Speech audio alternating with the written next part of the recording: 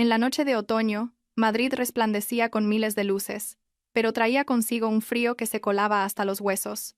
Estaba sentada en el coche, con las manos aferradas al volante, intentando regular mi respiración mientras veía que el reloj marcaba las 11 de la noche. El chofer de la familia había pedido el día libre de repente porque su mujer se había puesto de parto. Así que yo, la esposa que se había retirado a un segundo plano durante 7 años, tenía que conducir para recoger a mi marido después de una cena de negocios.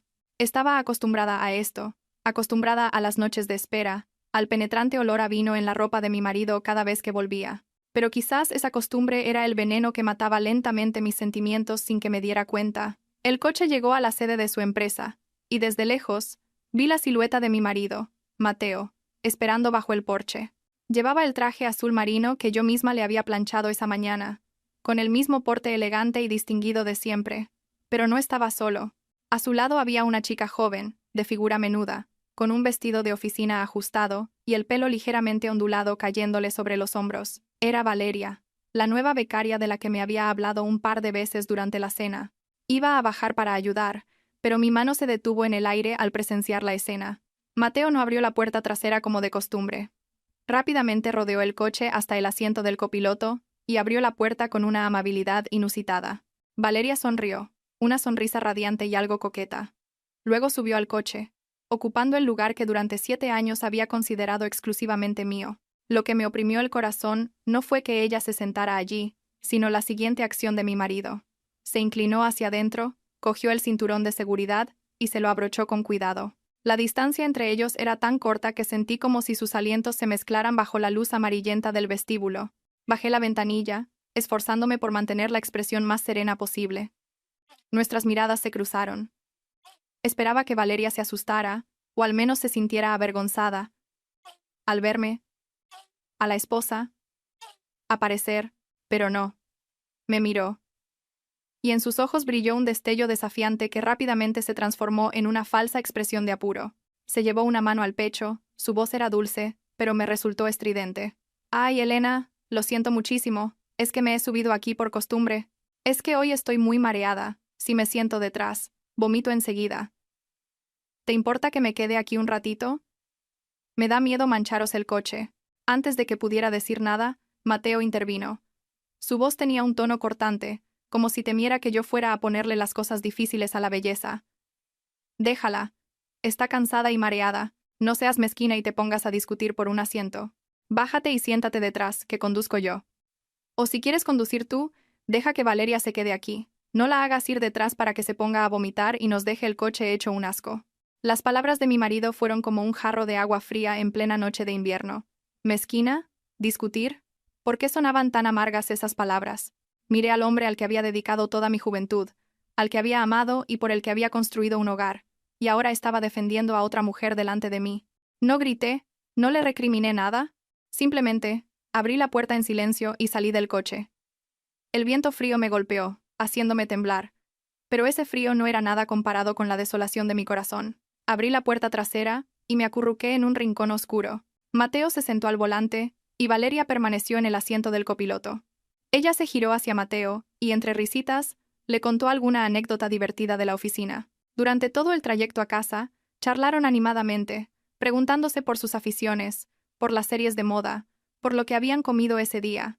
Hablaban como si en el coche solo estuvieran ellos dos, mientras que yo, la esposa legítima, me había convertido en un fantasma, una sombra silenciosa que observaba la felicidad ajena.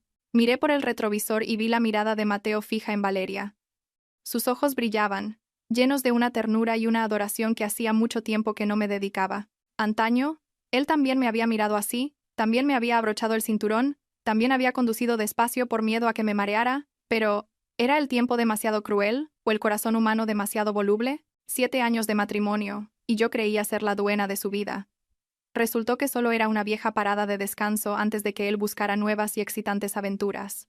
Cerré los ojos, conteniendo las lágrimas, diciéndome a mí misma que debía ser fuerte. Cuando el coche llegó al garaje, Mateo se apresuró a bajar para abrirle la puerta a Valeria, mientras yo cogía mi propio bolso y entraba en casa. El espacio familiar de nuestro chalet de repente se sentía ajeno y asfixiante. Al pasar junto al coche para ir a la cocina a por agua, un olor extraño me asaltó. No era el aroma a flor de loto que solía colgar en el coche para crear un ambiente relajante. En su lugar, había un perfume dulzón, intenso y provocador. Lo reconocí al instante. Era el perfume Good Girl, el del frasco con forma de zapato de tacón de aguja. El mismo que llevaba Valeria hoy. Se había impregnado en la tapicería de cuero. Flotaba en el aire, anulando por completo mi presencia en ese coche. Abrí la puerta del copiloto y observé con más atención el asiento donde Valeria acababa de estar. Estaba reclinado hacia atrás en un ángulo considerable, un ángulo mucho más cómodo y privado de lo normal para alguien que simplemente va de pasajero. Un largo cabello teñido de castaño claro estaba en el reposacabezas. Lo cogí, lo enrosqué en mi dedo y sentí como si tuviera en mis manos una prueba irrefutable de la traición. Ninguna empleada que pide que la lleven a casa se reclina el asiento como si fuera una cama, a menos que no fuera la primera vez que se sentaba ahí. A la mañana siguiente, mientras preparaba el desayuno, Mateo bajó con una maleta ya hecha.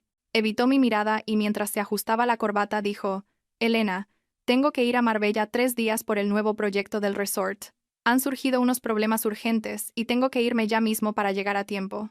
Dejé el plato con los huevos fritos sobre la mesa y lo miré con una calma sorprendente. ¿Tan de repente?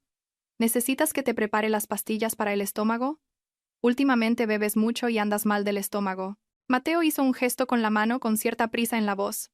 «No hace falta, ya me las apaño. Tú quédate en casa y cuídate. Si necesitas algo, llámame». Dicho esto, se bebió de un trago el vaso de leche, cogió la maleta y salió por la puerta sin darme el beso de despedida que solía ser nuestra costumbre. La puerta se cerró. No volví a la cocina a recoger, sino que subí directamente a mi despacho.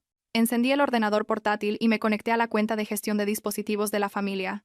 Un año atrás, por su cumpleaños, le había regalado el último modelo de reloj inteligente. Mateo era un negado para la tecnología. Solo lo llevaba como un accesorio caro, sin saber que yo había activado la opción de compartir ubicación familiar para casos de emergencia. Y en ese momento, el punto rojo en el mapa se movía, pero no en dirección al aeropuerto de Barajas. Seguí el punto rojo mientras se alejaba lentamente de la ciudad y se detenía en un lujoso resort en la Sierra de Guadarrama. Su viaje de trabajo a Marbella estaba en realidad a menos de 60 kilómetros de casa. Se me encogió el corazón, pero la razón me decía que necesitaba más pruebas. Cogí mi segundo móvil y entré en una cuenta falsa que había creado hacía tiempo para observar discretamente a los empleados de su empresa. Fui al perfil de Valeria. Tal como esperaba, Valeria acababa de subir una foto a su story, en modo mejores amigos. Pero no sabía que yo ya era su amiga desde hacía tiempo, bajo la apariencia de una tienda de cosméticos online a la que solía comprar. La foto mostraba en primer plano la mano de un hombre pelando una langosta. En su muñeca, llevaba el reloj Patek Philippe con correa de cuero, el regalo de nuestro 5º aniversario de boda que tuve que encargar desde Suiza. Acompañando a la foto un texto breve pero hiriente. Un hombre frío con el mundo, pero tierno solo conmigo. Gracias, mi amor, por este viaje sorpresa. Dejé caer el teléfono sobre la mesa. Sentí como si alguien me hubiera arrancado un trozo del pecho. No hubo gritos, no hubo lágrimas de despecho. Me quedé sentada en aquella habitación grande y lujosa, sintiendo cómo la soledad me devoraba célula a célula. Resultaba que mi amabilidad y mi sacrificio durante 7 años no valían ni una mirada coqueta de una chica joven. Él estaba dispuesto a mentir a su mujer, a abandonar a su familia para retosar con su amante, e incluso permitía que ella me provocara abiertamente. Respiré hondo, me levanté y me dirigí a la esquina de la habitación donde estaba la caja fuerte de la familia. Introduje la combinación y la pesada puerta de acero se abrió. Saqué todas las escrituras de la casa, la documentación del coche, las pólizas de seguro y las libretas de ahorro a nombre de ambos. No podía quedarme de brazos cruzados esperando el final, ni permitir que me tomaran por tonta. Cogí el teléfono y marqué el número del abogado que había contactado discretamente el mes pasado. Mi voz sonó tranquila y fría hasta un punto que me asustó a mí misma. «Hola, señor Robles. Quiero proceder con la tasación de todos nuestros bienes gananciales. Sí, de inmediato. Y prepáreme una demanda de divorcio unilateral». No iba a montar una escena de celos. Sabía que la venganza más cruel no es hacer un escándalo para que todo el mundo lo vea, sino soltar la cuerda y dejar que el traidor sufra las consecuencias de sus propias elecciones. Cuando el amor muere, lo único que necesito proteger es mi honor y mi patrimonio. Mateo regresó a casa de madrugada, con aspecto demacrado y un olor a alcohol que, aunque se había disipado en parte, todavía dejaba un regusto agrio y desagradable. Se sentó en el sofá del salón, quejándose de un dolor agudo en el estómago después de su largo viaje.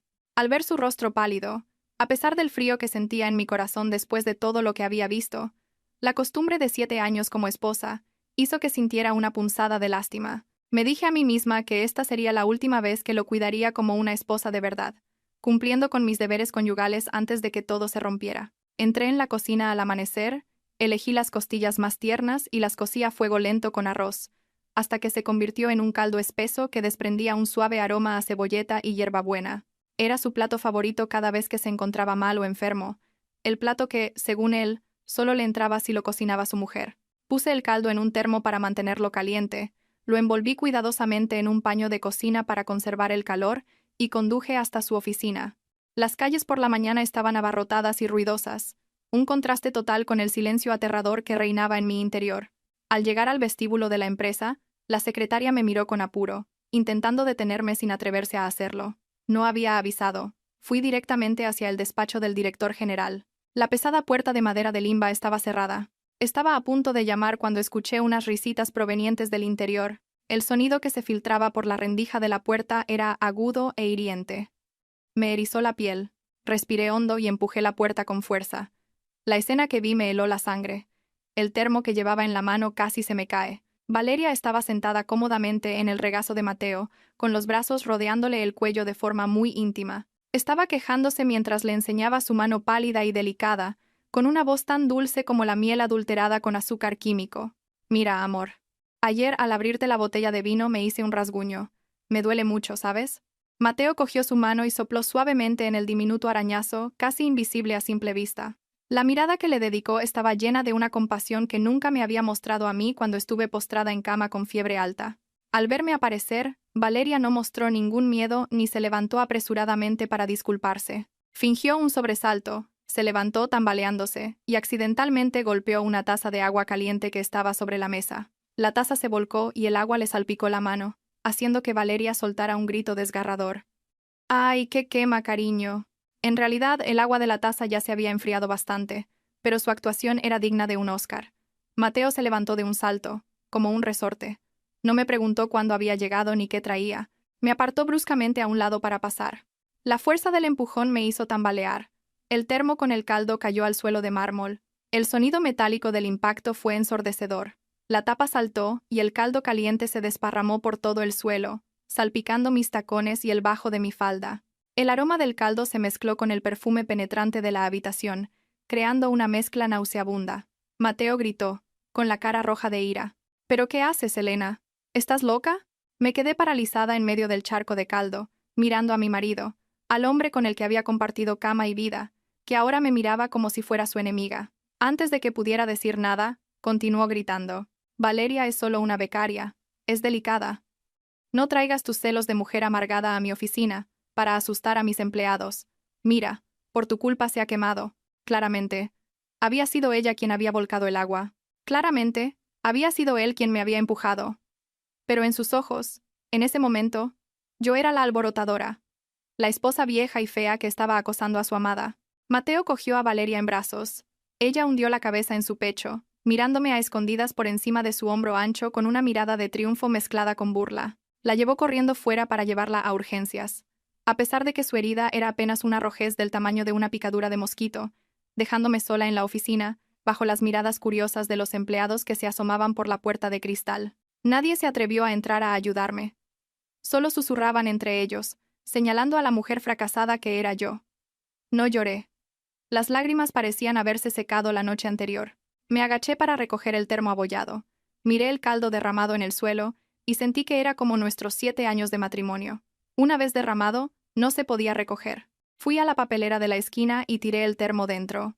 Un sonido seco y metálico marcó el final de mi último gesto de preocupación y esperanza. Me di la vuelta y me fui, con la espalda recta y la cabeza alta, aunque por dentro me sentía como un campo de batalla devastado. 2 días después del incidente en la oficina, recibí un mensaje de Valeria para quedar. Eligió una cafetería en la planta baja del edificio de oficinas, un lugar concurrido, quizás para exhibir su poder o para asegurarse de que no me atreviera a hacerle nada.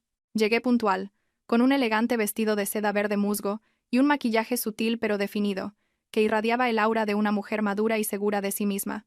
En contraste, Valeria apareció con un vestido blanco inmaculado, maquillada a propósito con un estilo inocente. ojos grandes, labios rosados y carnosos, el perfecto look de mosquita muerta que tanto suele gustar a los hombres. Se sentó frente a mí, sin la falsa sumisión del otro día. Cruzó los brazos sobre el pecho, y su mirada revelaba una ambición y un descaro que resultaban nauseabundos. Apartó su zumo de naranja y, con voz gélida, no ocultó sus intenciones. Elena, creo que, como mujeres inteligentes que somos, deberíamos hablar claro. Mateo ya se ha cansado de ti. Mírate. Estás vieja, eres aburrida, todo el día metida en la cocina. ¿Cómo vas a entender la presión que siente él en el mundo de los negocios como la entiendo yo? Tomé un sorbo de mi café solo, sin azúcar. El amargor que se extendió por mi boca me ayudó a mantenerme más lúcida que nunca. La miré y sonreí débilmente. ¿Me has citado aquí solo para decirme estas frases de telenovela barata? Mi tiempo es oro. Así que si tienes algo que decir, dilo rápido.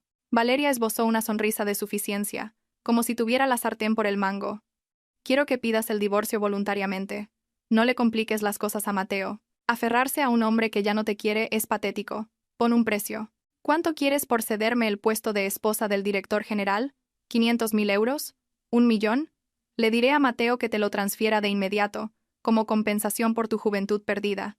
Me eché a reír. Mi risa hizo que la gente de las mesas cercanas se girara a mirar.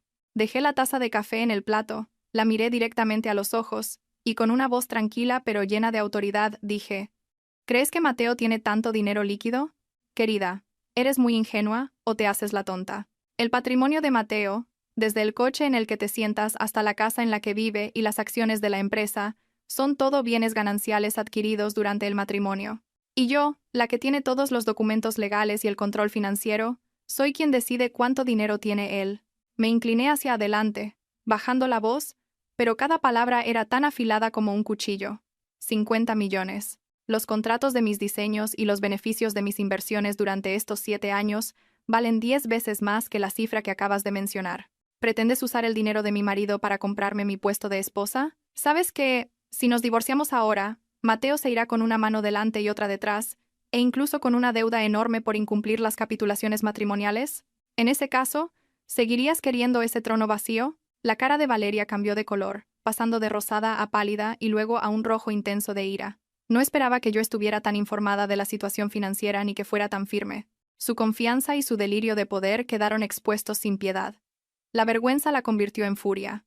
Se levantó de un salto, cogió el zumo de naranja de la mesa con la intención de tirármelo a la cara. Pero yo ya estaba prevenida. Fui más rápida, cogí mi vaso de agua y se lo lancé directamente al rostro. El agua fría le corrió por la cara, estropeando la gruesa capa de maquillaje.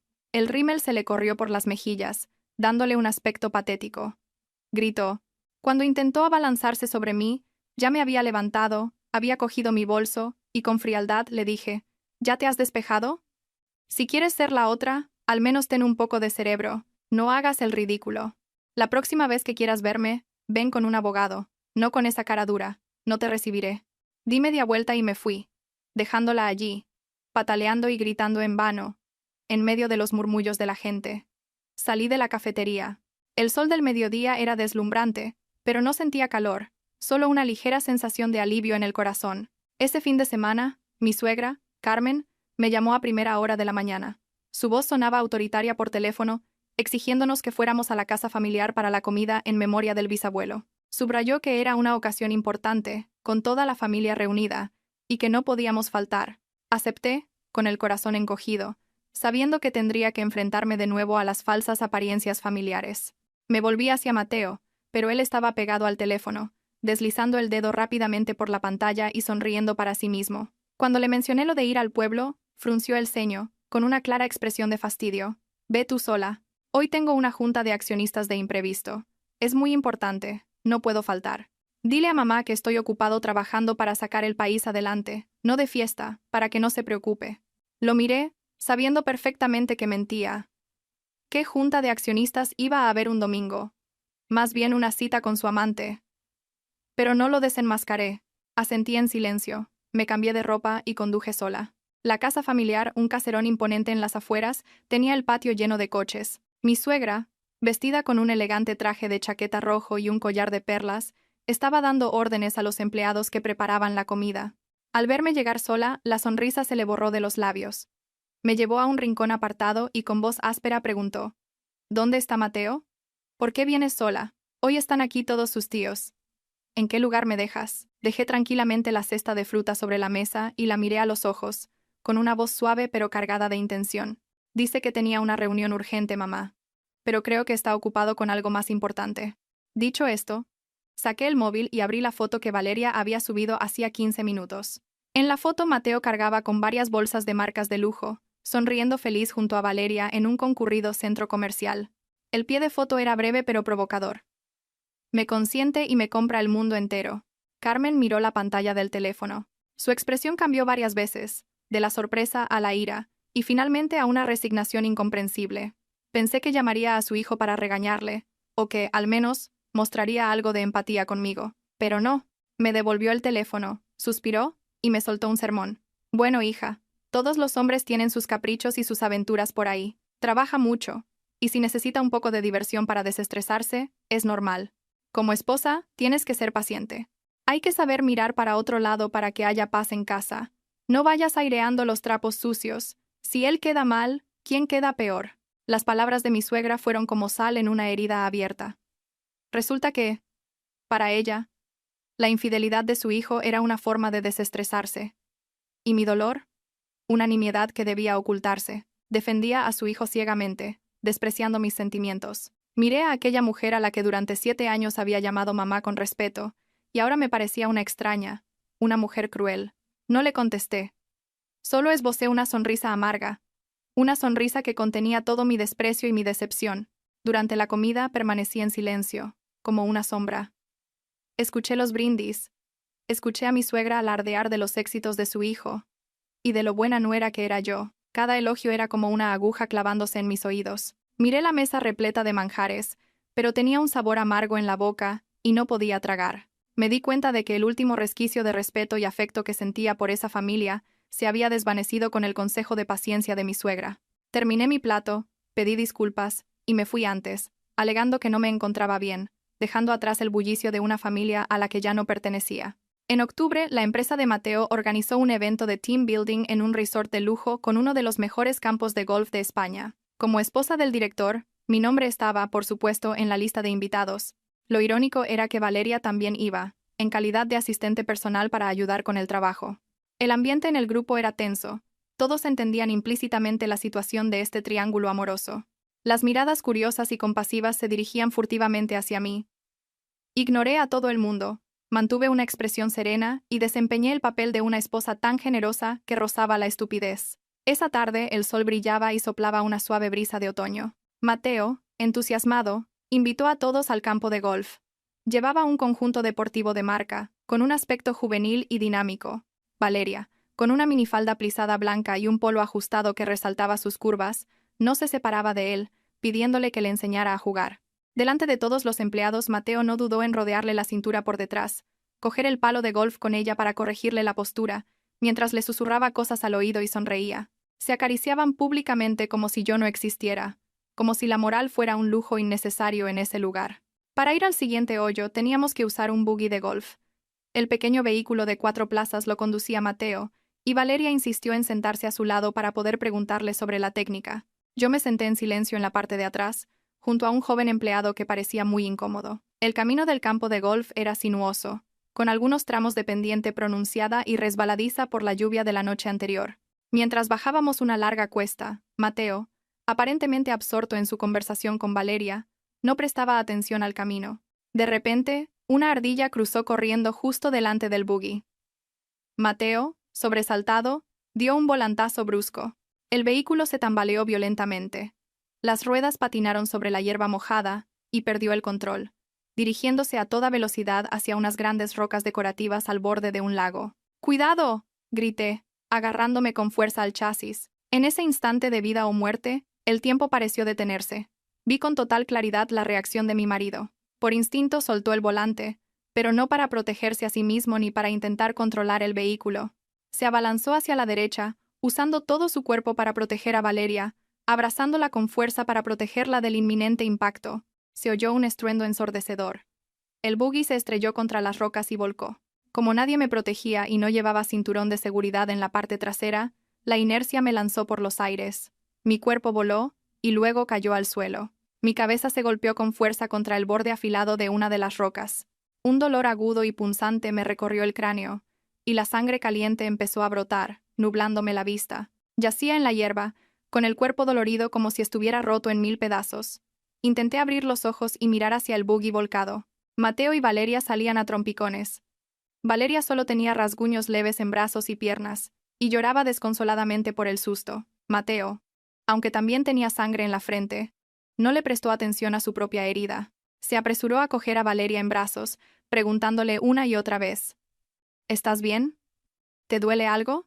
La llevó corriendo hacia la casa club en busca de ayuda, con pasos apresurados y urgentes. Ni una sola vez, ni siquiera de reojo, miró hacia mí, su esposa, que yacía inmóvil en un charco de sangre no muy lejos de allí. La última imagen que vi antes de que la oscuridad me envolviera fue la ancha espalda de mi marido protegiendo a otra mujer, dejándome sola entre la vida y la muerte. Mi corazón, en ese instante, se rompió de verdad, un dolor 1000 veces más intenso que cualquier herida física. Desperté en un espacio completamente blanco, con el penetrante olor a desinfectante característico de un hospital, un olor que te hace sentir solo y helado hasta la médula. El dolor punzante de la herida en la frente me hizo fruncir el ceño y llevarme la mano a la gruesa venda que me cubría. Intenté recordar lo que había pasado, y, cuando los recuerdos volvieron como una película a cámara lenta, las lágrimas brotaron solas, calientes y saladas. La imagen de Mateo abrazando a Valeria, dejándome a mí ser lanzada del coche y golpearme la cabeza contra una roca, se repetía en mi mente como una pesadilla interminable. La puerta de la habitación se abrió suavemente, y una joven enfermera entró para cambiar el suero. Al ver que estaba despierta, me miró con una mezcla de lástima y compasión. Su voz era suave, pero sus palabras se clavaron en mi dolor. ¿Ya se ha despertado? Lleva 3 días en coma. Por cierto, ¿dónde está su marido? Desde que ingresó, la he visto aquí sola, sin nadie que la visite o la cuide. 3 días. Había estado aquí, inconsciente, en el umbral entre la vida y la muerte, durante 3 largos días. Y en esos 3 días, ¿dónde estaba el marido al que tanto había amado? Seguramente ocupado cuidando el pequeño rasguño de su amante, consolándola por el susto, haciendo de héroe protector. Mientras tanto yo, su esposa legítima, yacía sola aquí, con mi vida en manos de médicos y enfermeras desconocidos. Sonreí con amargura y negué con la cabeza para responderle a la enfermera: Mi marido está muy ocupado con un trabajo importante. Gracias por cuidarme. La enfermera suspiró, no dijo nada más. Me cambió la medicación en silencio y salió. Me incorporé con dificultad y fui al baño. En el espejo vi a una mujer demacrada, pálida, sin rastro de vitalidad. Me quité con cuidado la venda, dejando al descubierto una cicatriz de unos 7 centímetros que iba desde la línea del cabello hasta casi la ceja. Los puntos, desiguales y enrojecidos, afeaban un rostro que una vez fue elogiado por su belleza serena. El médico dijo que la herida era profunda, y que, sin duda, dejaría una cicatriz permanente. Toqué suavemente la cicatriz. No sentí dolor físico, solo un vacío extraño. Esta cicatriz era quizás el punto final de nuestro matrimonio de 7 años. Era el testimonio permanente de la crueldad y la deslealtad humanas. Ya no sentía rencor, ni ganas de gritar exigiendo justicia. Cuando el dolor llega a su punto más bajo, uno se vuelve terriblemente sereno. Volví a la cama y cogí el teléfono. La pantalla estaba en blanco. Ni una llamada perdida, ni un mensaje de Mateo preguntando por mí. Hice los trámites del alta yo misma. La recepcionista me miró sorprendida al ver a una paciente, con la cabeza todavía vendada, cargando su propio bolso y pagando la factura del hospital. Ya no me importaban esas miradas. El taxi se detuvo frente a la puerta de nuestro chalet. Arrastré mis pesados pies hacia la casa. El dolor de la herida en la cabeza persistía, junto con un dolor agudo en el abdomen, secuela de la caída, que hacía que cada paso fuera una tortura. La casa estaba en silencio. La empleada del hogar probablemente había ido al mercado. Un silencio sepulcral lo envolvía todo. Al entrar en el salón, mi mirada se dirigió por costumbre a la pared principal, donde solía colgar mi cuadro al óleo favorito. Pero la pared estaba ahora vacía. El cuadro, la silueta del amante, había desaparecido. Era un cuadro que había pintado yo misma durante 3 meses para regalárselo a Mateo en nuestro primer aniversario de boda. Representaba la espalda de un hombre de pie en un campo de girasoles, firme y cálido, el hombre que una vez creí que sería mi apoyo para toda la vida. En su lugar había un paisaje barato y hortera, una pintura de montañas chillonas que, a simple vista, revelaba el gusto vulgar de alguien. Corrí al trastero, sin importarme el polvo y las telarañas. En el rincón más oscuro y húmedo, encontré mi cuadro. Estaba tirado en el suelo frío. El marco de roble tenía una esquina rota, y el lienzo estaba cubierto de suciedad. Se me encogió el corazón. Sentí como si a mí misma me hubieran desechado en ese rincón. Recordé que Valeria había publicado hacía poco una foto presumiendo de haber comprado un cuadro de Feng Shui para atraer la prosperidad y regalárselo a su jefe para el salón. Resultaba que Mateo había quitado nuestro recuerdo de amor para colgar el regalo barato de su amante. Con la manga limpié el polvo del lienzo. Las lágrimas cayeron sin poder contenerlas, emborronando los colores vivos.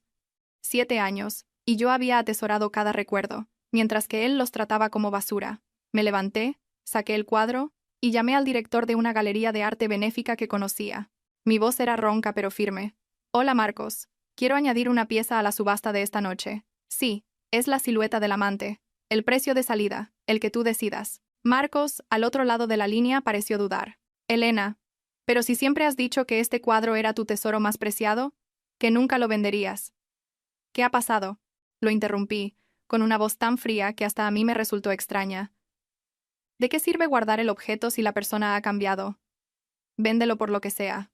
Mejor que sirva para una buena causa a que se pudra en un trastero.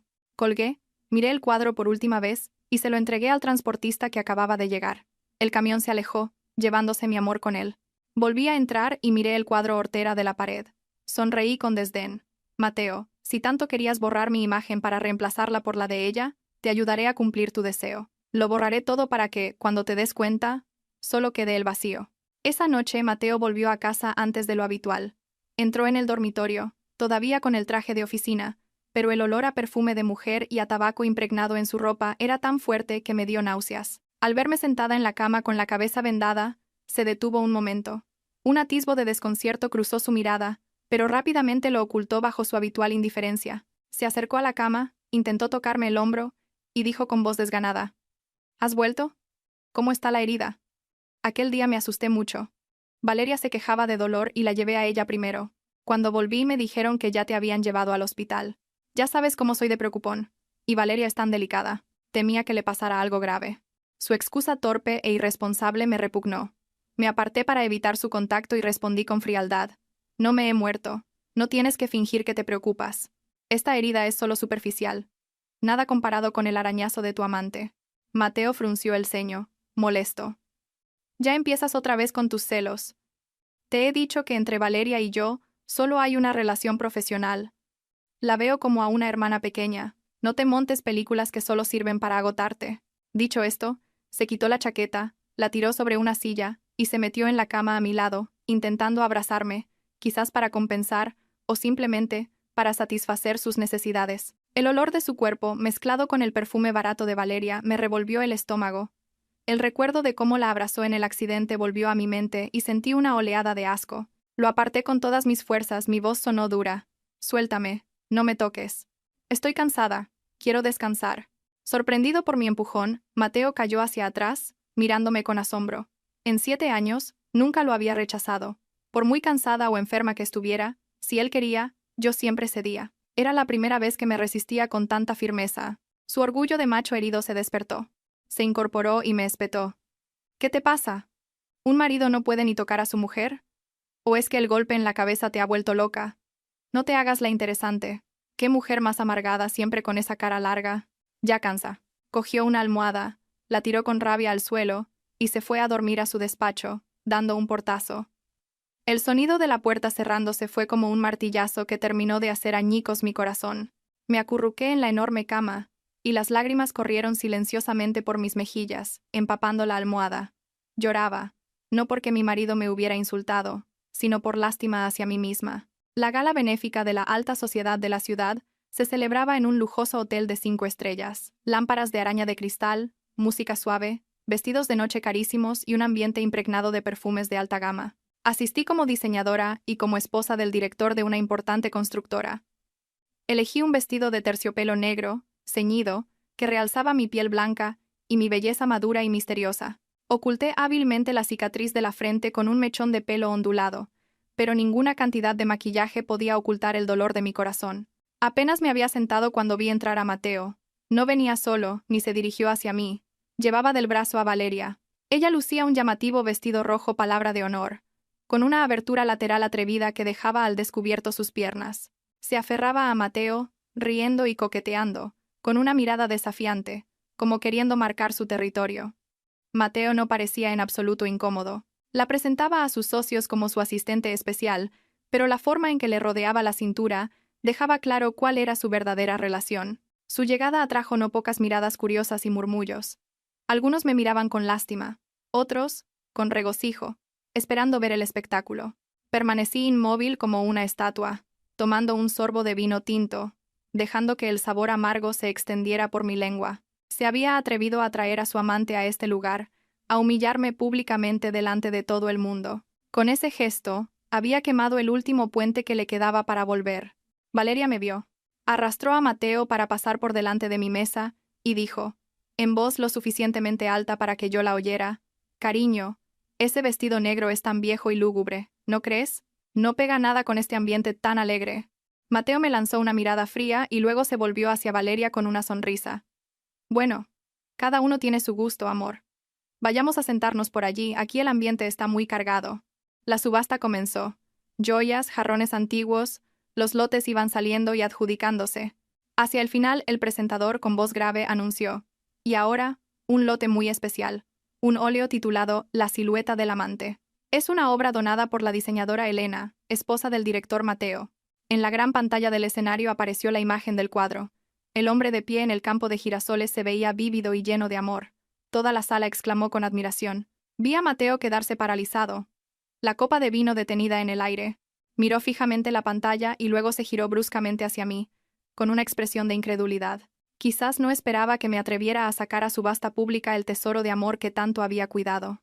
Valeria a su lado le susurró algo al oído, y luego me miró con una sonrisa burlona. Sus labios formaron claramente las palabras. ¿Te has quedado sin dinero? Le devolví la sonrisa. Una sonrisa suave pero afilada como un cuchillo. Sí, estoy vendiendo el pasado. Vendiendo mi estupidez. Para mí, ahora, este cuadro ya no es un tesoro de valor incalculable. Es solo una mercancía, y quiero ver cuál es el precio de la traición. El presentador golpeó el mazo y dijo con voz clara, el precio de salida para esta magnífica obra es de 5.000 euros. Se abren las pujas. El ambiente empezó a caldearse, pero mi mirada estaba fija en el rostro cambiante de mi infiel marido. Todas las miradas se dirigían primero al cuadro y luego a Mateo, el hombre del cuadro, que estaba sentado allí con la cara pálida. El precio de salida de 5.000 euros apenas se había anunciado cuando ya se levantaban algunas manos. La gente pujaba no tanto por el valor artístico del cuadro, sino por curiosidad, por congraciarse con Mateo, o simplemente por poseer un objeto polémico de un matrimonio al borde del abismo. Mateo permanecía inmóvil, apretando la copa de vino con tanta fuerza que los nudillos se le pusieron blancos. Valeria, a su lado, le susurraba al oído, con una expresión entre regodeo y provocación. Supuse que lo estaba incitando, diciéndole que yo estaba intentando humillarlo deliberadamente delante de sus socios. Y, como era de esperar, cuando el precio alcanzó los 50.000 euros, Mateo no pudo más. Levantó su paleta de puja y, con una voz que intentaba sonar tranquila pero que delataba una ira contenida, dijo, 100.000 euros. Recompro el recuerdo de mi matrimonio. Toda la sala aplaudió. Se oyeron algunos silbidos de aprobación por el gesto galante del joven director. Mateo sonrió con suficiencia, mirándome con aire desafiante. Creía que arrojándome dinero a la cara podría salvar algo de su honor o demostrar que todavía valoraba a su familia. Pero la función acababa de empezar. Desde un rincón oscuro de la sala, una voz grave y autoritaria resonó. 200.000. Todos se giraron, sorprendidos. El hombre que acababa de pujar estaba sentado en la penumbra. Solo se distinguía una figura alta y un aire distinguido. Era Marcos, un misterioso inversor que acababa de regresar del extranjero y con quien yo había contactado previamente. Mateo frunció el ceño, mirando a su rival. No esperaba que nadie se atreviera a interponerse en su camino, y menos a ofrecer una suma tan desorbitada por un cuadro de un artista desconocido. El orgullo de un hombre es fácil de herir, sobre todo con su amante al lado. Mateo apretó los dientes y volvió a levantar la paleta. 250.000. Marcos no se inmutó. Su voz seguía siendo tan tranquila como si estuviera pidiendo un café. La sala empezó a murmurar. 500.000 euros por un cuadro de recuerdo era algo inimaginable. Valeria empezó a preocuparse. Le tiró del brazo a Mateo y le susurró. Cariño, déjalo ya, es demasiado dinero. Con eso podemos comprar otra cosa. Pero Mateo ya estaba cegado por la rabia. No estaba en condiciones de calcular las consecuencias. Para él, Esto no era una subasta de arte, sino una batalla por su ego herido. No podía permitir que otro hombre poseyera su imagen, y menos una pintada por su mujer. Se puso de pie de un salto y gruñó. 750.000. Marcos sonrió, una sonrisa apenas visible en la penumbra. Respondió con calma. 1.000.000. El sudor empezó a perlar la frente de Mateo. 1.000.000 de euros no era una cantidad pequeña. Equivalía a los beneficios trimestrales de un proyecto mediano, pero la mirada provocadora de Marcos y mi silencio indiferente lo estaban volviendo loco. Sentía que el mundo entero se reiría de él si se rendía. Respiró hondo y gritó la cifra final, como si quisiera aplastar toda oposición. 1.500.000. A ver si te atreves a seguir. El silencio se hizo en la sala. Todos contuvieron la respiración, esperando la respuesta del hombre misterioso. Pero Marcos no dijo nada más. Asintió levemente, indicando que se retiraba. El martillo del presentador golpeó con un sonido seco. 1.500.000 a la 1, 1.500.000 a las 2, 1.500.000 a las 3. Adjudicado al señor Mateo.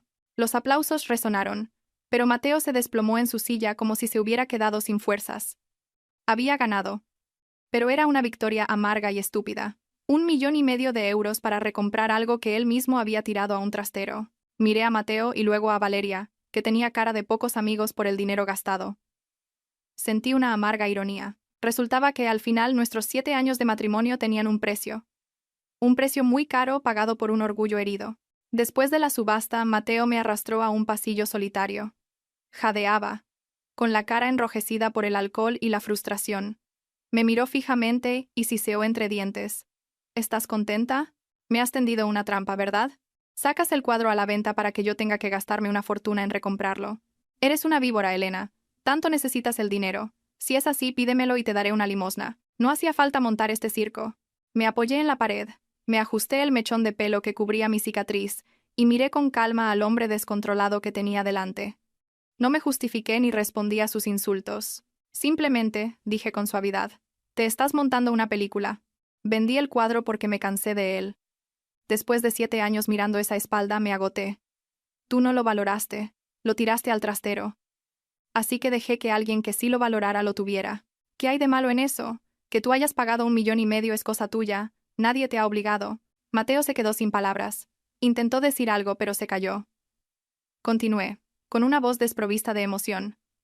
Pero bueno, eso ya no importa. Quería anunciarte algo. La semana que viene me voy a Berlín por trabajo.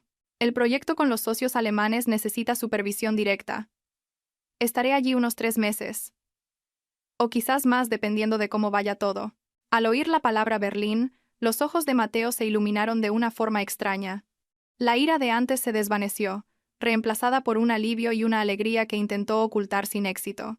Ir a Berlín significaba que yo estaría fuera mucho tiempo, que él sería libre, sin una esposa que lo controlara, sin tener que esconderse para estar con su amante. La casa se convertiría en su paraíso privado con Valeria. Mateo carraspeó para recuperar la seriedad, y de repente, adoptó un tono falsamente preocupado. Ah, bueno, si el trabajo es importante, tienes que ir. En esta época hace mucho frío allí, llévate ropa de abrigo. No te preocupes por la casa, yo me apaño. Le diré a la asistenta que venga a limpiar a menudo. Vi a través de su máscara de preocupación y leí sus oscuros pensamientos. Estaba celebrando por dentro, imaginando los días de libertad y placer que le esperaban. No sabía que este viaje no tenía billete de vuelta. No iba por trabajo. Iba a reencontrarme a mí misma. A dejar atrás el pasado. Esta mentira era el último acto de piedad que le concedía, para que pudiera vivir en su burbuja de felicidad antes de que estallara la tormenta. Asentí. Gracias por preocuparte. Sabré cuidarme sola. Durante mi ausencia, haz lo que quieras, ya no te controlaré. Pero cuídate, no dejes que el trabajo te agote. Enfatiqué la palabra trabajo con una media sonrisa. Mateo, incómodo, evitó mi mirada. Se excusó diciendo que tenía que volver a atender a los invitados, pero yo sabía que estaba ansioso por darle la buena noticia a Valeria. Viéndolo desaparecer tras la puerta, sentí una ligera liberación en mi corazón. La última atadura se había roto. Estaba lista para volar. Los últimos días en el chalet los dediqué a limpiar. No a quitar el polvo, sino a limpiar los recuerdos arraigados en cada rincón de esa casa. La enorme casa que fue nuestro orgullo de recién casados ahora se sentía vacía y fría. Cada objeto, cada pared, guardaba recuerdos, promesas dulces que ahora solo dejaban un sabor amargo. Empecé por el dormitorio. Abrí el armario y saqué las camisas a juego que solíamos llevar en nuestros viajes. La azul que nos pusimos en nuestro primer viaje a los Pirineos, la blanca del tercer aniversario en la Costa Brava. No las doblé. Cogí unas tijeras afiladas y las corté en pedazos. El sonido de la tela rasgándose en el silencio era como el sonido de mi corazón rompiéndose. Hice trizas el pasado. Hice trizas mis ilusiones de un amor eterno. Los trozos de tela cayeron al suelo como el confeti de una boda acabada. Luego, los álbumes de fotos. Pasé las páginas, viendo nuestros rostros radiantes de antaño. En aquel entonces éramos pobres, íbamos en una moto destartalada y comíamos en bares de tapas, pero nuestras miradas estaban llenas de felicidad. Ahora, con una casa de lujo, coches caros y dinero de sobra, los corazones habían cambiado. Saqué cada foto y las quemé en la chimenea decorativa del salón. Las llamas devoraron nuestras sonrisas, convirtiéndolo todo en cenizas. El olor a papel quemado se mezcló con el olor a humedad de los días de lluvia, creando una atmósfera fúnebre. Recorrí la casa, recogiendo todos los objetos a juego. Tazas, cepillos de dientes, los pequeños regalos que me hacía en fechas señaladas. Todo fue a parar a bolsas de basura negras. Quería devolverle a esta casa su vacío original, el mismo que tenía antes de que yo entrara en su vida. Quería borrar mis huellas para que cuando él trajera a otra, no viera nada que le recordara a su exmujer. Hice todo en un silencio absoluto, sin llorar ni gritar, con una calma aterradora, como alguien que prepara el funeral de su propio matrimonio. Cuando até la última bolsa de basura, me quedé en medio del salón vacío, mirando a mi alrededor. La pared donde antes colgaba la silueta del amante, ahora era un espacio en blanco, como el agujero en mi corazón. Había limpiado la casa, y también había limpiado mi alma. Ya no quedaba nada que añorar, nada a lo que aferrarse. Estaba lista para irme, para dejar atrás un pasado muerto. Hoy era mi cumpleaños, y sorprendentemente Mateo se acordó. Quizás fue por el incidente de la subasta, o por un sentimiento de culpa, o simplemente para hacer el papel de marido ejemplar en mis últimos días antes de irme. Volvió a casa temprano, traía un ramo de rosas rojas, mis favoritas de antes. Ahora, ese color rojo solo me recordaba a la sangre de una herida abierta. También encargó una tarta grande con la dedicatoria: «Feliz cumpleaños, mi amor». Mateo se metió en la cocina, diciendo que me prepararía un solomillo. Se puso el delantal y se afanó con la sartén y la carne, silbando alegremente. Viéndolo de espaldas en la cocina, recordé mi 25º cumpleaños. Vivíamos en un piso de alquiler diminuto. Me cocinó un simple plato de pasta, pero su sonrisa era tan genuina y cálida. Ahora, con solomillo de primera, vino caro y velas aromáticas, todo era solo una farsa brillante para ocultar el vacío interior. Nos sentamos a la mesa a la luz de las velas. Mateo sirvió el vino, levantó la copa y brindó. «Feliz cumpleaños, Elena. Que este nuevo año estés siempre así de guapa y sigas teniendo éxito. Sé que últimamente he fallado mucho. Te he hecho daño. Te prometo que te compensaré, que te cuidaré más». Lo escuché actuar, sin sentir absolutamente nada. Las promesas de un hombre infiel valen menos que nada. Levanté mi copa, di un sorbo. El sabor amargo se extendió. Respondí simplemente: «Gracias. La cena está deliciosa». No dije nada más sobre el futuro, ni sobre el perdón o la esperanza, porque para mí, en mi futuro ya no estaba él. La cena transcurrió en una atmósfera forzada. Mateo intentaba sacar temas de conversación, pero yo respondía con monosílabos. Su teléfono, boca abajo sobre la mesa, vibraba de vez en cuando. Sabía quién le escribía, quién le llamaba. Seguro que era Valeria. ¿Cómo iba a soportar que su amante estuviera con su esposa en su cumpleaños? Seguramente intentaría sabotear la velada. Miré el teléfono vibrando como una bomba de relojería y luego a Mateo. Empezó a ponerse nervioso, mirando de reojo el móvil, con la frente perlada de sudor. Se debatía entre seguir haciendo el papel de buen marido o correr a la llamada de su amante. Sonreí con amargura. Sabía que esta obra estaba a punto de terminar. Me quedé quieta, esperando el momento en que él mismo se arrancara la última máscara, para que yo pudiera levantarme y marcharme sin mirar atrás. Tal como esperaba, el teléfono de Mateo, boca abajo sobre la mesa, vibró con insistencia, rompiendo la atmósfera forzada que él intentaba mantener. El zumbido sobre la madera sonaba tan estridente como uñas arañando una pizarra. Mateo me miró de reojo y al ver que yo seguía cortando tranquilamente mi solomillo, cogió el teléfono con cautela. La pantalla se iluminó, mostrando el nombre Hermanita, un alias tan ridículo como transparente. No contestó de inmediato. Silenció la llamada y volvió a dejar el teléfono boca abajo, sonriendo forzadamente. «Son los chicos de la obra.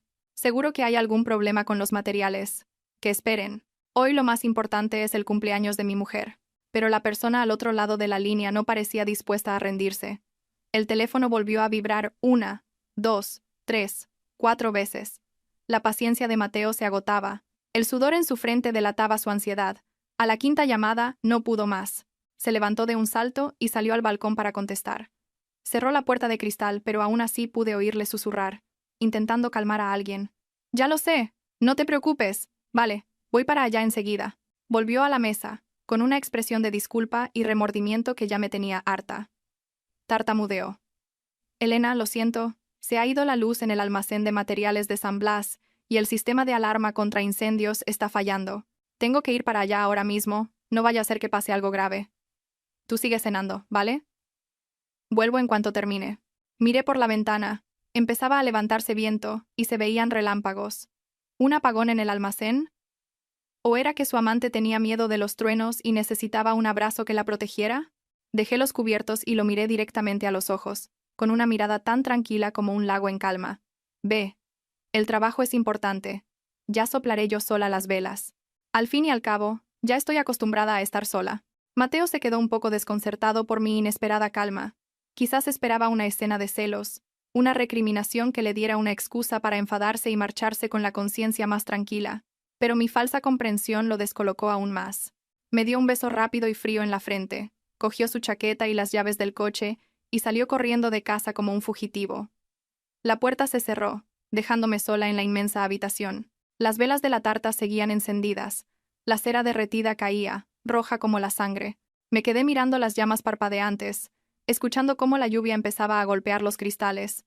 Resultaba que en mi cumpleaños, el día en que vine al mundo, el hombre al que llamaba mi marido había elegido estar con otra mujer solo porque ella tenía miedo de la oscuridad. Sonreí débilmente, secándome una lágrima que acababa de rodar por mi mejilla. Me levanté y soplé las velas. La oscuridad inundó la habitación, pero en mi interior, otra llama acababa de encenderse. La llama de la liberación y el renacimiento. Vete, Mateo, y no vuelvas nunca, porque en el momento en que has cruzado esa puerta, nos hemos convertido en extraños. Cuando el sonido del motor del coche de Mateo se perdió en la lluvia, empecé a actuar. No probé la tarta ni recogí la mesa. Lo dejé todo tal cual, como un testimonio del estado inacabado de nuestro matrimonio. Subí al dormitorio y saqué del armario la maleta que ya tenía preparada. Dentro solo había algo de ropa sencilla, el pasaporte y mis documentos personales.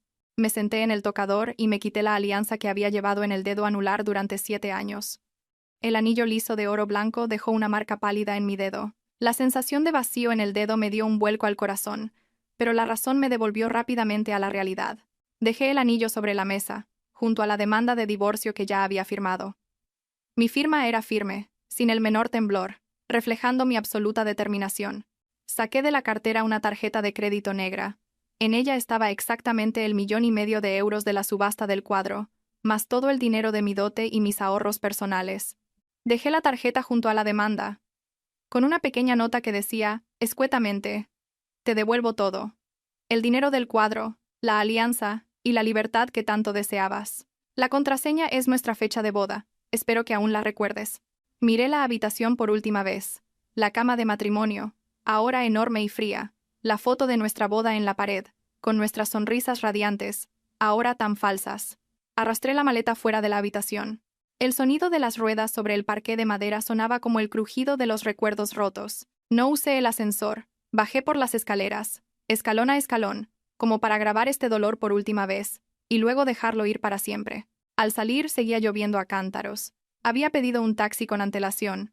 El conductor, al verme arrastrar la maleta en medio de la noche lluviosa, me preguntó con preocupación, «¿Va al aeropuerto a estas horas? Con esta lluvia, la carretera es peligrosa». Sonreí. La sonrisa más aliviada que había tenido en mucho tiempo. «No se preocupe. Después de la tormenta siempre sale el sol. Lo importante es que tengo que irme para encontrarlo». El coche se adentró en la cortina de agua, dejando atrás el lujoso pero frío chalet. Apoyé la cabeza en la ventanilla, saqué el móvil, extraje la tarjeta SIM, la partí en 2 y la tiré por la ventana. A partir de este momento, la Elena del pasado, la esposa sumisa y paciente, había muerto. Estaba de camino al aeropuerto de Barajas para coger el vuelo nocturno a Berlín, donde una nueva vida, un nuevo horizonte me esperaba. A la mañana siguiente, después de una noche de pasión en el apartamento de Valeria, Mateo la llevó a desayunar y luego a la oficina. Quizás por la falta de sueño o por estar distraído con su amante en el coche, la concentración de Mateo falló. Su lujoso coche circulaba por la M30 cuando, de repente, se encontró con un imprevisto. Un camión de materiales de construcción que iba delante frenó en seco para evitar a un motorista que se había cruzado imprudentemente. Mateo reaccionó tarde. Por reflejo, giró el volante a la izquierda para evitar el choque frontal. Pero por desgracia, por el carril izquierdo venía otro coche. En una fracción de segundo, entre la vida y la muerte, una vez más, su instinto de proteger a su amante fue más fuerte que su instinto de supervivencia. En lugar de mantener el volante recto o girar para proteger su propio lado, lo giró de tal forma que el lado del copiloto, donde estaba sentada Valeria, se alejara del camión. Este volantazo hizo que el morro del lado del conductor se estrellara contra la mediana de hormigón. Inmediatamente después, un tráiler que venía detrás lo embistió, provocando un terrible accidente en cadena. El coche quedó destrozado. Los airbags saltaron, pero el parabrisas se hizo añicos y los fragmentos de cristal se clavaron en el conductor. Mateo quedó atrapado en la cabina deformada, sangrando profusamente por la cabeza y el pecho. Mientras tanto, Valeria, en el asiento del copiloto, gracias a la maniobra suicida de Mateo y a los sistemas de seguridad del coche, solo sufrió heridas leves y un ataque de pánico. Cuando los equipos de rescate lograron sacarlos del vehículo, Mateo ya estaba inconsciente, pero sus brazos todavía estaban extendidos hacia la derecha, como si intentara proteger a Valeria. Valeria gritaba desconsoladamente, con el maquillaje corrido por las lágrimas. En medio del pánico, cogió el teléfono de Mateo, que había caído al suelo del coche. La pantalla estaba rota, pero todavía funcionaba.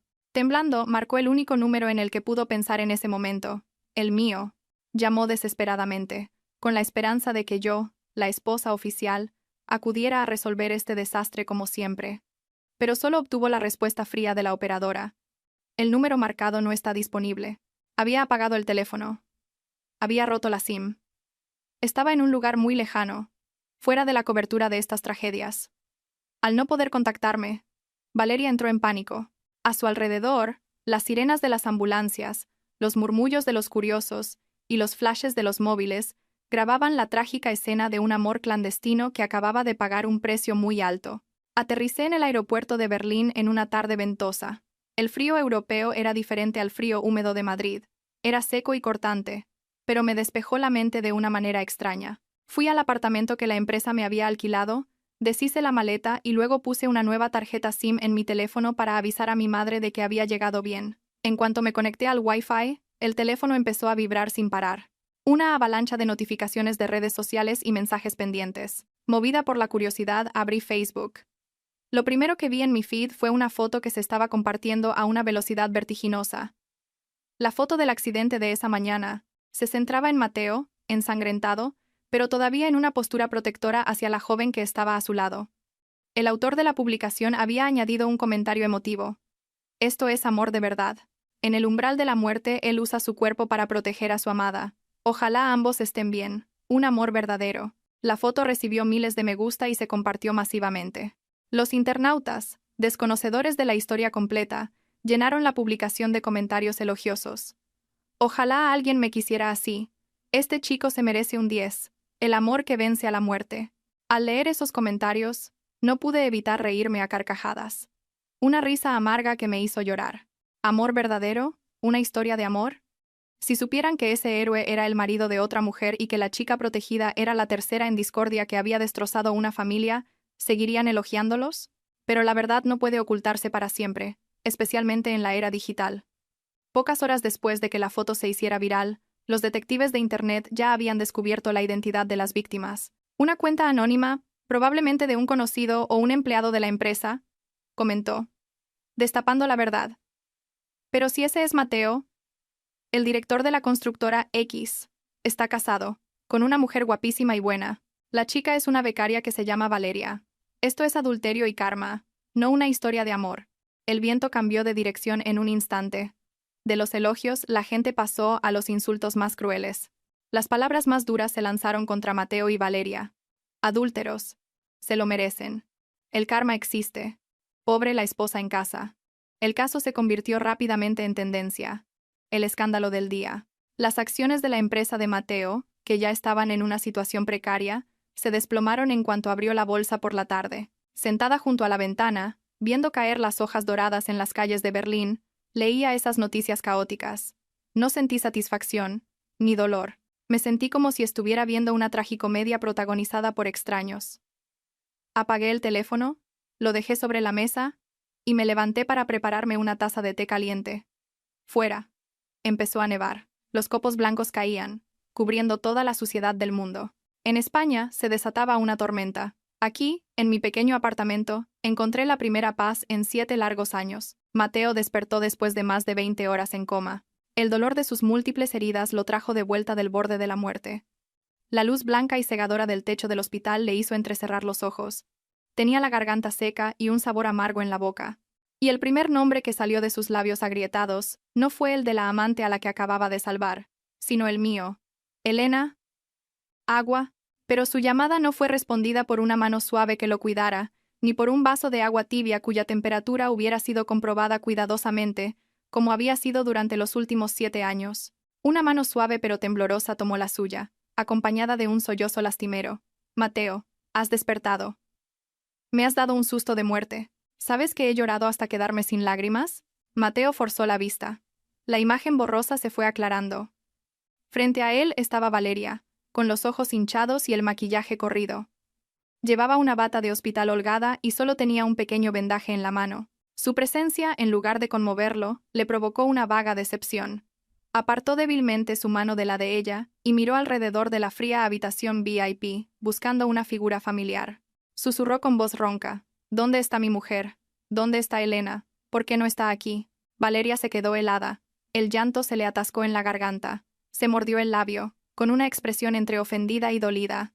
¿Acabas de despertar y ya preguntas por ella? Elena no ha venido. La he llamado cientos de veces desde el accidente, pero no contesta. Le envié mensajes diciéndole que estabas en estado crítico, y tampoco ha respondido.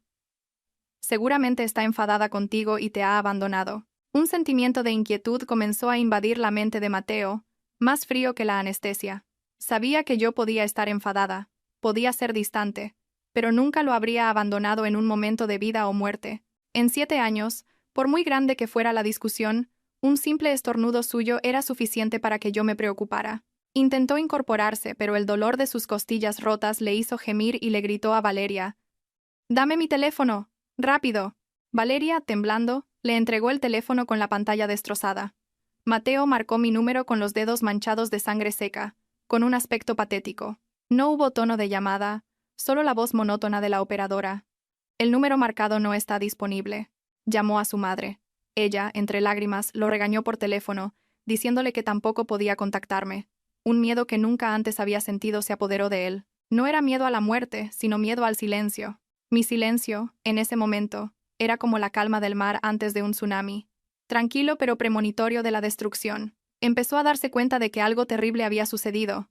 Algo que ya no podía controlar. Aunque el médico insistió en que debía permanecer en el hospital para vigilar su traumatismo cráneoencefálico, la ansiedad no le permitía quedarse quieto. Aprovechando que Valeria fue a comprar comida, se arrancó la vía intravenosa. La sangre le goteaba por el dorso de la mano, pero no le importó. Se puso una chaqueta fina y, tambaleándose, cogió un taxi para volver a casa. En su mente, solo había una idea. Tenía que volver a casa. Seguro que yo estaba allí. Quizás estaba enfadada, encerrada en la habitación como otras veces. El taxi se detuvo frente al chalet. La casa estaba a oscuras, como una tumba abandonada en medio de la lujosa urbanización. La puerta no estaba cerrada con llave. Entró. No había una cálida luz amarilla proveniente de la cocina, ni el aroma de la comida, ni el sonido de mis zapatillas al salir a recibirlo. Solo un silencio sepulcral. Los ecos de sus pasos resonaban en el suelo frío. Encendió la luz del salón. La luz brillante reveló el vacío cruel de la casa. El cuadro barato que él había colgado en lugar del mío parecía solitario y fuera de lugar en la pared blanca. Las flores que yo solía poner en los jarrones estaban secas, los pétalos caídos sobre la mesa polvorienta. Corrió al dormitorio y abrió el armario. Estaba vacío. Mi ropa había desaparecido. Solo quedaba la suya, colgando solitaria. El tocador estaba limpio, sin frascos de cosméticos, sin el calor de una presencia femenina. Temblando, Mateo se acercó a la cama. En la mesita de noche, donde yo solía dejarle un vaso de agua cada noche, ahora solo había un sobre blanco y una tarjeta de crédito negra. Cogió el sobre. Las manos le temblaban tanto que casi se le cae. Dentro estaba la demanda de divorcio con mi firma firme y una breve carta manuscrita. Leyó cada palabra, como si tragara cristales rotos. Cuando leas esto, ya estaré muy lejos. Te devuelvo todo, la casa, la libertad que querías y el 1,5 millones de la venta del cuadro que compraste por orgullo. Terminamos aquí, no me busques, porque la esposa llamada Elena que conocías murió en el momento en que elegiste proteger a otra. Mateo soltó un grito de dolor, como un animal herido. Arrugó la carta y la tiró al suelo. Empezó a destrozar todo en la habitación. Rompió la lámpara de la mesita, tiró la ropa de cama. «No puede ser, no puedes abandonarme». Elena. Sus gritos resonaron en la casa vacía, rebotando en las paredes frías antes de desvanecerse en la nada. Se derrumbó en el suelo, agarrándose la cabeza. Por primera vez, en muchos años, aquel hombre arrogante lloró como un niño abandonado, sintiendo el dolor de la pérdida cuando ya era demasiado tarde. Después del ataque de rabia, Mateo se quedó acurrucado en un rincón de la habitación, con los ojos inyectados en sangre. No aceptaba la realidad de mi partida. Con la terquedad de alguien acostumbrado a salirse con la suya, creía que solo me estaba escondiendo en algún lugar para castigarlo, para que se arrepintiera, y que luego volvería. Comenzó una búsqueda frenética. Revisó su agenda telefónica y llamó a todos los que me conocían. Llamó a mi madre al pueblo. Ella contestó, con una voz tranquila, pero tan fría, que helaba los huesos. ¿Para qué me llamas? No sé dónde está mi hija. Y aunque lo supiera, no se lo diría a un yerno tan sinvergüenza como tú. A partir de ahora, no vuelvas a molestarme. Colgó y bloqueó su número. Mateo llamó a mi mejor amiga. Ella se rió con sarcasmo por teléfono. Vaya. Ahora que tienes a una amante joven y guapa que te cuide, ¿para qué buscas a Elena? Ella se ha ido a ser feliz. Déjala en paz. Nadie le dio ninguna pista. Era como si todos se hubieran puesto de acuerdo para sacarlo de mi vida. Sin rendirse, condujo hasta mi estudio de diseño, el lugar que había construido con tanto esfuerzo. Pero al llegar, el letrero había cambiado. Un hombre desconocido salió a su encuentro. Cuando Mateo preguntó por mí, el hombre respondió, sorprendido, «¿Elena?» Me traspasó el estudio hace más de un mes. Todos los papeles están en regla. Dijo que se iba a vivir al extranjero, y que no sabía cuándo volvería. ¿Es usted su marido y no lo sabía? Las palabras del nuevo dueño fueron un golpe mortal para Mateo. ¿Hace más de un mes? Esa frase resonaba en su cabeza. Resultaba que yo había planeado dejarlo desde hacía mucho tiempo. Mientras él se divertía con su amante, creyéndose muy listo por engañarme, yo había estado organizando todo en silencio, cortando todos los lazos de la manera más limpia y cruel posible. Mateo salió del estudio tambaleándose. El sol brillante le deslumbró. Miró a la gente apresurada en la calle y se sintió completamente solo y perdido. Mi mundo le había cerrado la puerta en las narices, sin dejar ni una rendija por la que colarse. Se dio cuenta de que yo no me había ido por un enfado pasajero, sino que lo había borrado de mi vida, de forma tan completa y definitiva como se limpia una mancha. Mi desaparición no solo dejó un vacío en la casa, sino que también provocó el colapso de todo un sistema que Mateo creía sólido. Antes, todas las crisis de comunicación, los problemas legales y las estrategias de relaciones públicas de la empresa eran gestionadas discretamente por mí, desde la sombra. Mateo solo tenía que dar la cara y llevarse el mérito. Ahora, con el escándalo de su infidelidad, estaba aprendiendo por las malas el precio de perder a su mejor consejera. Cuando Mateo llegó, arrastrando su cuerpo maltrecho, a la empresa, se encontró con el caos. Los teléfonos sonaban sin que nadie los contestara. Los empleados cuchicheaban, mirándolo ya no con respeto, sino con curiosidad y desprecio. El director comercial corrió hacia él, sudando, y le puso una pila de documentos sobre la mesa. «Director, es un desastre. Los socios japoneses acaban de cancelar el contrato del complejo urbanístico del oeste. Dicen que la imagen del director de la empresa viola gravemente la ética y afecta a la reputación del proyecto. Prefieren pagar la penalización a seguir con nosotros». Antes de que pudiera asimilarlo, la jefa de contabilidad entró corriendo. «Mateo, acaban de llamar del banco. Dicen que debido a la caída de las acciones y a los recientes escándalos, van a restringir nuestra línea de crédito y exigen que paguemos el préstamo que vence la semana que viene. Si no, embargarán los activos hipotecados». Mateo se desplomó en la silla. La cabeza le daba vueltas. Las cifras y las amenazas bailaban ante sus ojos. En ese momento, Valeria entró. Ignorando la tensión, se acercó a él con aire quejumbroso y le enseñó el móvil. «Cariño, las esposas de los socios me están insultando en las redes». Diles a los de comunicación que borren todo y que publiquen un comunicado diciendo que nuestro amor es verdadero. No soporto esta presión. Tienes que protegerme. Mateo miró a Valeria, a ese rostro hermoso pero vacío, y sintió un profundo asco. En medio de esta crisis, con la empresa al borde de la quiebra y su carrera a punto de hundirse, a ella solo le importaba su reputación. Recordó cómo, en los momentos difíciles, yo me había quedado despierta toda la noche revisando documentos con él, cómo había usado mi propio dinero para mantener la empresa a flote, cómo había negociado hábilmente para resolver problemas. La comparación lo enfureció. Le quitó el teléfono de las manos de un manotazo y lo estrelló contra el suelo. ¡Cállate! ¿No ves que la empresa se va a la mierda y tú solo piensas en tus tonterías? Si no puedes ayudar, lárgate de mi vista. Valeria se quedó de piedra. Era la primera vez que Mateo le gritaba así. Rompió a llorar, acusándolo de haber cambiado. Sus sollozos se mezclaron con el sonido incesante de los teléfonos, creando una sinfonía caótica que anunciaba el inevitable colapso de un imperio construido sobre cimientos de mentiras.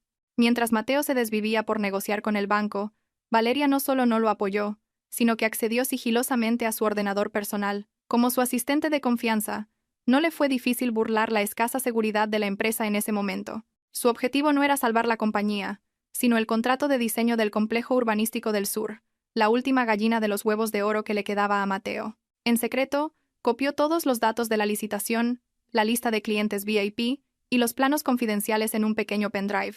Esa noche, Mateo volvió a la oficina a las 2 de la madrugada para buscar unos documentos.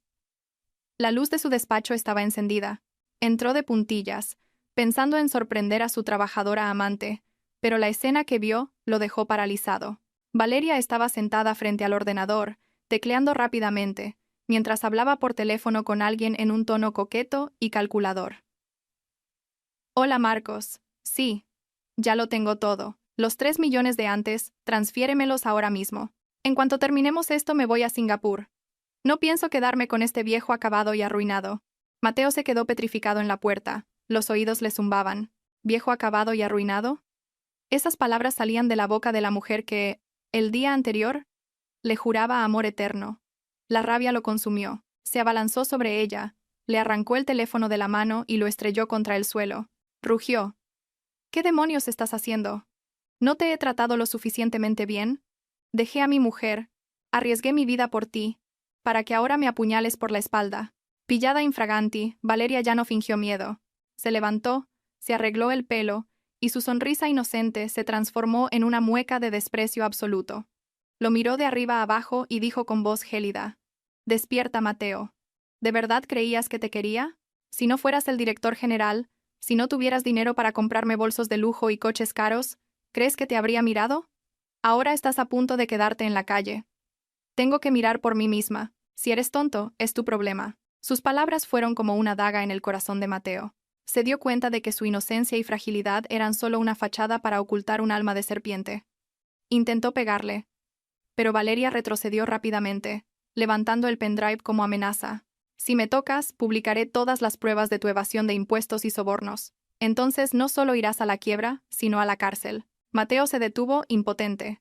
Miró a la mujer que tenía delante y sintió un asco profundo por sí mismo, por haber cambiado la felicidad de su familia por basura como ella. Valeria salió de la oficina con aire triunfante, dejándolo solo, en medio del caos, asimilando el altísimo precio de la traición. La noticia de que Valeria había robado los datos y había huido al extranjero llegó rápidamente a oídos de mi suegra, Carmen.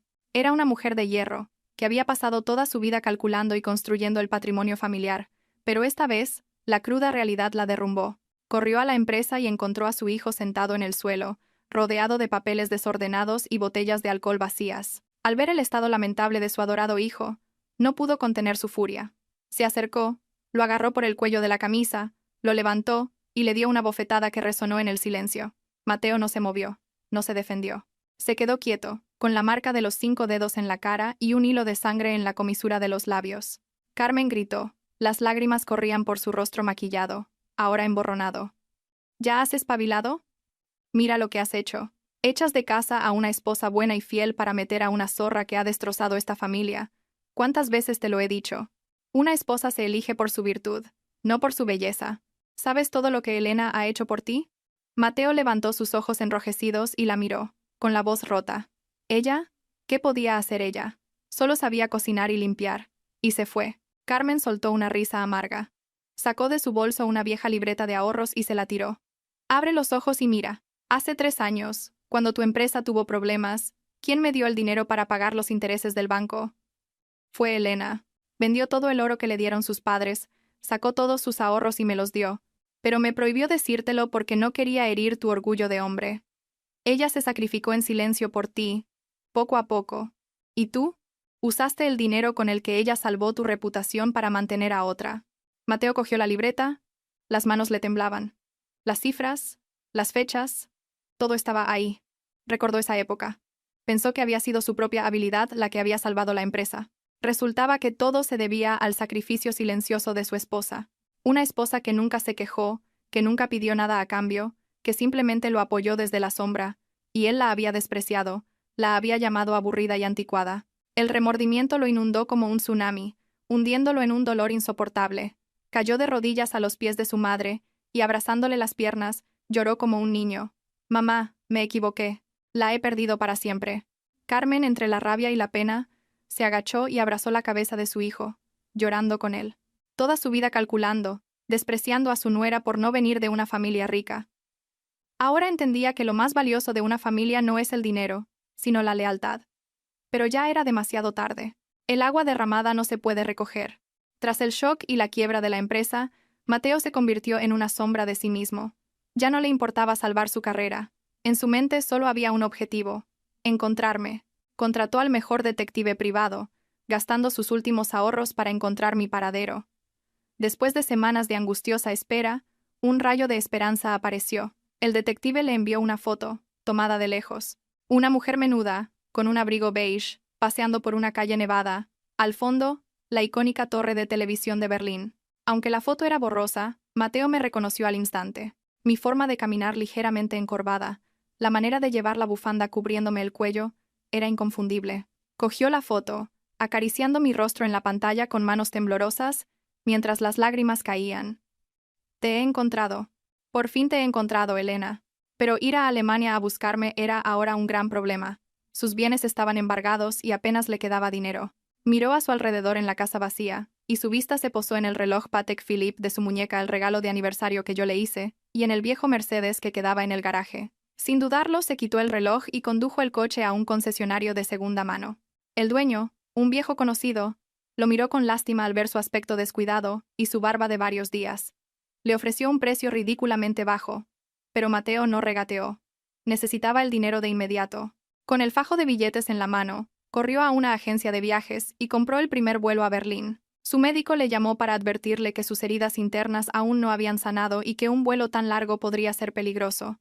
Pero Mateo lo ignoró. Si no la encuentro, mi vida no tiene sentido. Tengo que ir. Aunque tenga que arrastrarme hasta allí, tengo que verla una vez más para pedirle perdón. Subió al avión con el cuerpo lleno de heridas y el corazón sangrando. El vuelo de más de 10 horas fue una tortura física, pero nada comparado con el miedo que sentía. Miedo a que, cuando me viera, lo mirara como a un extraño. Miedo a que ya tuviera a otro. Miedo a que su disculpa nunca fuera aceptada. Berlín recibió a Mateo con una tormenta de nieve. El frío bajo cero se coló por su fina chaqueta, reabriendo cada una de sus heridas. Con la dirección que le había dado el detective, vagó por las calles desconocidas, sin hablar el idioma, con aspecto de vagabundo. Finalmente encontró el edificio donde yo trabajaba. Un edificio de arquitectura clásica junto al río Spree. Se escondió en un rincón al otro lado de la calle, temblando de frío y de nervios, sin apartar la vista de la puerta giratoria. El tiempo pasaba lentamente. La nieve cubría su pelo y sus hombros. A la hora de salida, la puerta se abrió, y la gente empezó a salir. Y entonces, la vio. Salí, con un abrigo de color crema y una bufanda roja, el rostro sonrosado y radiante, muy diferente a la mujer triste y demacrada de mis últimos días en España. Pero lo que le partió el corazón no fue mi cambio, sino el hombre que caminaba a mi lado. Era Marcos, el misterioso hombre que había pujado en la subasta. Vestía un elegante traje y un largo abrigo negro. Llevaba un paraguas para protegerme de la nieve, un gesto tan natural y atento que parecía una costumbre. Cuando una ráfaga de viento me hizo temblar, Marcos se detuvo, se quitó su propia bufanda y me la puso con cuidado, ajustándome el cuello del abrigo. Lo miré y sonreí, una sonrisa cálida y llena de confianza que Mateo no había visto en años. Mateo se quedó paralizado al otro lado de la calle, agarrándose a la valla de hierro con tanta fuerza que se hizo sangre. Los celos, mezclados con un remordimiento insoportable, lo ahogaban. Quería cruzar, apartarme de ese hombre, gritar que yo era su mujer, pero sus pies pesaban como plomo. Se miró a sí mismo en el reflejo de un escaparate. Desaliñado, enfermo, patético. Se comparó con Marcos, el hombre que me estaba cuidando de la forma más completa. Una terrible sensación de inferioridad lo invadió. Se dio cuenta de que ya no tenía ningún derecho a estar a mi lado. Él era mi terrible pasado, y ese hombre era mi brillante presente y futuro. Las lágrimas calientes rodaron por sus mejillas, congelándose al instante. La presencia de Marcos a mi lado fue la chispa que incendió la poca cordura que le quedaba a Mateo. Olvidó su aspecto lamentable, el frío y el dolor. En sus ojos solo existía la imagen de mí sonriendo a otro hombre. Una mezcla de celos y desesperación le hizo soltar un gruñido y cruzar la calle corriendo, sin importarle el tráfico. Justo cuando Marcos me abría la puerta del coche, Mateo se abalanzó sobre él y lo agarró por el cuello de la camisa. Levantó el puño, dispuesto a golpearlo. «¿Quién coño eres? ¡No te atrevas a tocar a mi mujer!», gritó, su voz rota por el viento. Pero el Mateo de ahora era solo una cáscara vacía. Su golpe fue débil y lento. Marcos lo esquivó con facilidad y, con una sola mano, lo empujó en el pecho. El empujón no fue fuerte, pero fue suficiente para que Mateo perdiera el equilibrio y cayera en la nieve. Se levantó a trompicones, jadeando, con los ojos inyectados en sangre. «Tú eres el cabrón que pujó por el cuadro. Te aliaste con ella para engañarme, para robarme a mi mujer. Te voy a matar». Intentó atacar de nuevo, pero esta vez Marcos no fue tan suave. Lo inmovilizó, le retorció el brazo a la espalda y le susurró al oído con una voz gélida. «Cálmate, Mateo. Mírate. ¿Qué derecho tienes a montar una escena de celos? ¿Crees que soy el amante de Elena? ¿Te equivocas de lleno?» Yo, de pie junto al coche, observaba la escena sin miedo, solo con una profunda tristeza. Dejé que se enfrentaran. Sabía que Marcos no le haría daño y que Mateo necesitaba un golpe de realidad. Marcos lo soltó y mientras se sacudía la nieve de la ropa, lo miró con una mezcla de desprecio y lástima. «Deberías dar gracias de que no te parta la cara. Me acerqué a ti y a tu empresa no porque quisiera a Elena, sino para hacer justicia por mi hermano pequeño». Mateo lo miró, sin entender. Marcos sonrió con amargura. «Esa amante tuya, Valeria, a la que tratabas como a una reina, es una estafadora profesional. Hace 2 años engañó a mi hermano con un proyecto falso. Lo arruinó, y él, desesperado, se suicidó. Juré que la desenmascararía. Y tú, Mateo, solo has sido un peón, su siguiente víctima. Colaboré con Elena porque teníamos un enemigo en común y porque admiro su fuerza, no por las razones rastreras que tú imaginas». Cada palabra de Marcos fue como un martillazo en la cabeza de Mateo. Se quedó paralizado en medio de la nieve, temblando. Todo había sido una farsa, y él, el payaso más estúpido, que había sacrificado su familia por su enemiga para acabar humillado, miró hacia mí, buscando con la mirada que negara todo aquello. Pero no le di ese consuelo. Me acerqué y saqué de mi bolso una carpeta. Era mi último regalo para él, la cruda verdad. Se la tiré. Los papeles cayeron sobre la nieve. «Léelo. Es el informe que Marcos y yo hemos recopilado. ¿El accidente del buggy en el campo de golf? ¿Creías que fue casualidad?» «No, Mateo. Todo estaba en el guión de Valeria». Temblando recogió los papeles. Eran conversaciones de chat, extractos bancarios y la confesión del técnico que había sido sobornado. Valeria había pagado para que aflojaran los frenos del buggy y para que soltaran a un animal en el momento justo para provocar el accidente. Su objetivo era crear una situación de héroe salva a la damisela para que Mateo se enamorara más de ella, y de paso, eliminarme a mí. Ella nunca lo quiso. Solo necesitaba un títere, un cajero automático. ¿Arriesgaste tu vida por ella? ¿Dejaste que tu mujer se partiera la cabeza contra una roca? ¿Para qué?», le dije mirándolo a los ojos. «Para caer en una trampa mortal que ella misma te había tendido. No eres un héroe, Mateo. Eres una víctima y el cómplice que mató nuestro matrimonio. Y casi me matas a mí». Leyó los documentos, los ojos desorbitados, la respiración agitada, todos los recuerdos, sus sonrisas, sus juramentos de amor, se hicieron añicos. Recordó la expresión de triunfo de Valeria cuando la llevó en brazos, dejándome a mí en un charco de sangre. Se dio cuenta de que, en ese momento, ella se estaba riendo de su estupidez. «Dios mío», gritó, mirando al cielo. Cayó de rodillas, agarrándose la cabeza. El remordimiento lo ahogó.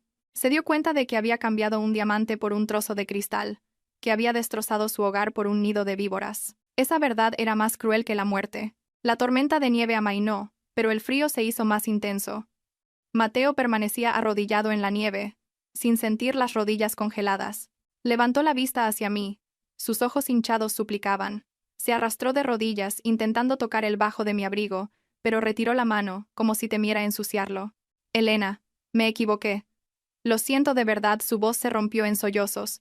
Soy un cabrón, un imbécil. Merezco morir. Pero por favor, perdóname. Lo he perdido todo. Solo me quedas tú. Empezaré de cero. Trabajaré de lo que sea para compensarte. Volvamos a casa, Elena. Volvamos a España y empecemos de nuevo, por favor.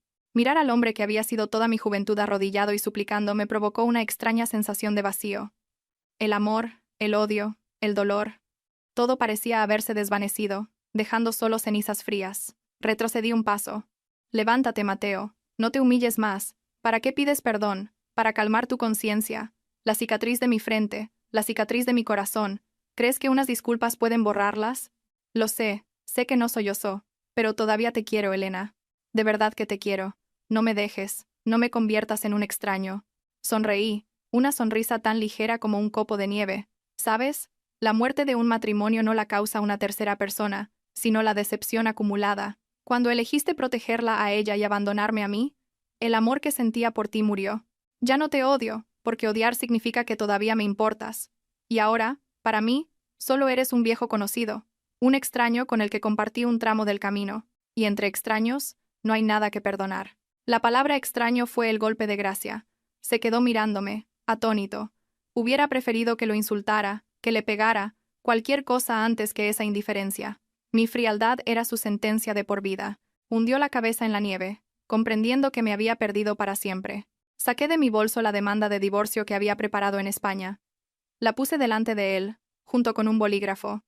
Firma, Mateo. Libérame y libérate a ti mismo. Conserva el último ápice de dignidad que te queda. Temblando, cogió el bolígrafo. Me miró una última vez, con una súplica desesperada en los ojos, pero solo encontró mi mirada firme. Entendió que todo había terminado. Apretó los labios hasta hacerse sangre y firmó. Su firma temblorosa y torcida manchó el papel blanco. En cuanto levantó el bolígrafo, lo oí soltar un suspiro de dolor, como si acabara de desconectar su propio soporte vital. Recogí el documento y lo guardé. No dije adiós. Me di la vuelta y caminé hacia Marcos, que me esperaba junto al coche. Me abrió la puerta. Subí, y el calor de la calefacción me envolvió. El coche se puso en marcha lentamente, dejando atrás a un hombre derrumbado en la nieve. Por el retrovisor vi su figura solitaria, haciéndose cada vez más pequeña, hasta que la nieve la engulló por completo. Lo había perdido todo: familia, carrera, dinero y amor. Era el precio a pagar, la ley del karma. Apoyé la cabeza en la ventanilla, viendo nevar. Extrañamente, no sentía ni tristeza ni alegría, solo una inmensa paz que no había sentido en 7 años. El camino por delante sería largo, pero sabía que ya no estaría sola. Miré a Marcos. Conducía concentrado, pero su mano derecha se deslizó hasta la mía y la apretó suavemente. Un gesto sin palabras que prometía un futuro. Cerré los ojos y sonreí. La tormenta había pasado. Mañana sin duda volvería a salir el sol. Mi vida de verdad acababa de empezar.